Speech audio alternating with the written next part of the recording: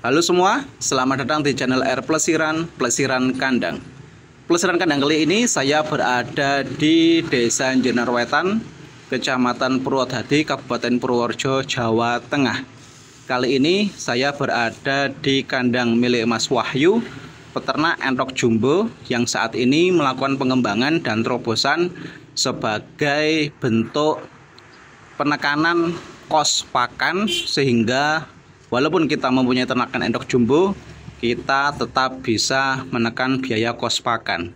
Simak video ini sampai akhir durasi hanya di channel R Plesiran Kandang. Sebagai peternak endok, kita wajib memiliki terobosan di dalam dunia pengembangan ternak endok kita. Dikarenakan apa? Ketika kita tidak mempunyai terobosan dan kita mengandalkan pakan pabrikan, maka yang akan terjadi adalah kerugian yang menimpa kita. Begitu yang dilakukan oleh Mas Wahyu. Beliau mempunyai ternakan endok jumbo, tetapi beliau juga melakukan terobosan pakan dengan menggunakan pakan-pakan alternatif seperti hijauan dan yang lainnya. Tetapi ketika kita memelihara endok jumbo yang kita berikan pakan alternatif, kita harus bisa menentukan segmentasi pasar terlebih dahulu. Mas Wahyu pada kesempatan kali ini mempunyai dua ternakan endok jumbo yang disegmentasikan berbeda. Yang pertama adalah tujuan segmentasinya dipasarkan ke sesama peternakan endok pemula yang nantinya akan dikembangkan sehingga menjadi ternakan yang dikategorikan sebagai pedaging. Yang satunya digunakan sebagai segmentasi pasar yang ditujukan untuk kontes. Jadi kedua hal ini harus ditentukan oleh para peternak agar nanti langkahnya tetap bisa bagus atau tidak mendapatkan kerugian bila kita melakukan segmentasi pasarnya yang berbeda-beda. Oke, yang pertama kita akan membahas ternakan entok Mas Wahyu ini yang disegmentasikan ke pengembangan peternak entok pemula. Bisa dilihat teman-teman, ini sebenarnya jumbonya sudah bagus ya. Ini kategorinya jumbo original. Tetapi Mas Wahyu tidak memperdulikan hal tersebut. Beliau hanya berpikir bagaimana caranya para peternak entok pemula ini bisa berkembang dan mendapatkan hasil ternakan entok yang lebih cepat panen. Biasanya ternakan entok yang lokal ini di usia panen itu usia 6-8 bulan, bahkan ada yang 1 tahun. Tetapi ketika kita melakukan terobosan genetik atau kita silangkan entok jumbo dengan entok lokal, atau entok jumbo kita silangkan ke entok Rambon, yang akan kita hasilkan adalah genetik superan. Ini yang akan menjadi cikal bakal entok yang mempunyai kualitas daging yang cukup bagus, pertumbuhannya cukup bagus, dan hasil panennya ini juga akan cukup cepat. Karena di usia 4-5 bulan pertumbuhannya di atas rata-rata, dan hasil dari dagingnya ini juga sudah layak jual. Mas Wahyu di dalam mengembangkan ternakan endok ini tidak memberikan perawatan yang ekstra. Beliau hanya memberikan perawatan yang ala kadarnya, tidak diberikan pakan yang bagus, tetapi pakannya cukup berkualitas. Mas Wahyu memberikan pakannya menggunakan hijauan. Hijauan yang dipilih adalah Indigo Vera dan Azolla. Kita bisa memahami kalau Indigo Vera ini mempunyai kadar protein yang cukup tinggi, yaitu di angka 37%. Untuk Azolla ini juga mempunyai kualitas protein yang cukup tinggi di atas Indigo Vera, yaitu di angka 40%. Jadi kedua hijauan ini cukup untuk membantu meningkatkan produktivitas telur ataupun pengejaran bobot ternak endok kita. Tetapi Mas Wahyu juga mengingatkan, ketika kita mempunyai ternakan endok jumbo yang bisa dikembangkan dengan memberikan pakan-pakan alternatif, beliau juga mengingatkan bagi teman-teman peternak entok pemula agar selalu memperhatikan komposisi pakan hijauan yang diberikan. Jangan hanya hijauan, karena hijauan itu bermacam-macam. Ada hijauan yang hanya mempunyai serat kasar atau hijauan yang hanya mempunyai protein saja.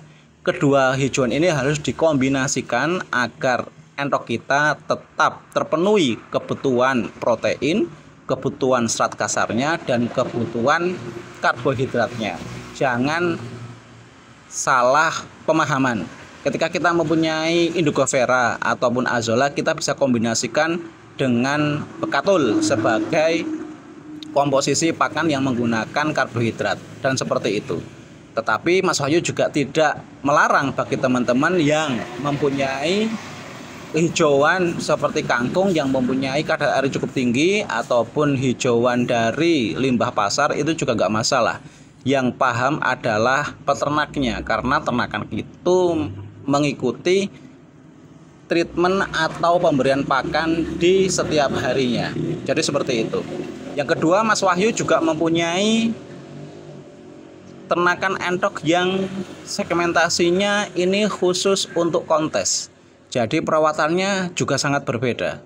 Dikarenakan apa? Kalau kontes itu kan banyak kriteria, dari pembentukan tulang, dari kesehatan, dari pembentukan badan. Ketiga ini adalah komposisi paten yang harus dipenuhi oleh ternakan entok untuk diikutkan ke kontes-kontes yang diadakan di berbagai kota. Jadi untuk di kandang ternakan entoknya Mas Wahyu, di kandang yang kedua ini beliau tidak memberikan pakan alternatif hijauan, tetapi beliau lebih ke pakan pabrikan. Itu untuk pakan. Yang kedua, untuk kesehatan.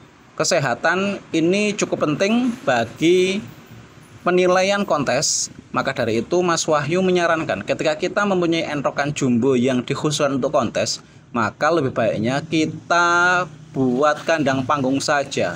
Kandang panggung ini adalah kandang yang cukup ideal, cukup aman untuk menjaga kesehatan ternakan entok jumbo kita. Karena apa? Amonia yang dihasilkan dari kotoran ini sangat fatal akibatnya ketika terhirup entok kita secara berlebih. Mengingat entok ini tidak mempunyai saringan hidung atau hidungnya tidak mempunyai saringan sehingga bisa menyaring amonia.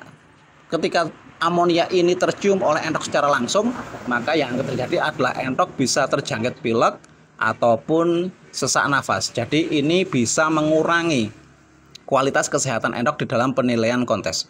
Yang kedua, pembentukan tulang. Pembentukan tulang ini Mas Wahyu menyarankan untuk diberikan pakan pabrikan. Yang dianjurkan adalah pur ayam Bangkok Petarung.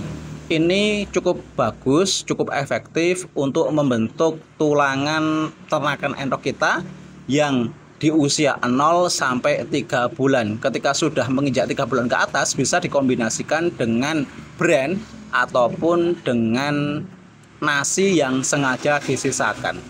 Terlebih untuk membentuk badan, postur tubuh yang tegap, Mas Wahyu memberikan treatment untuk ternakan endoknya, yaitu menggunakan wadah minum atau tempat air minumnya ini digantung lurus, tegak lurus. Jadi setiap endok yang ingin minum pasti akan naik ke atas.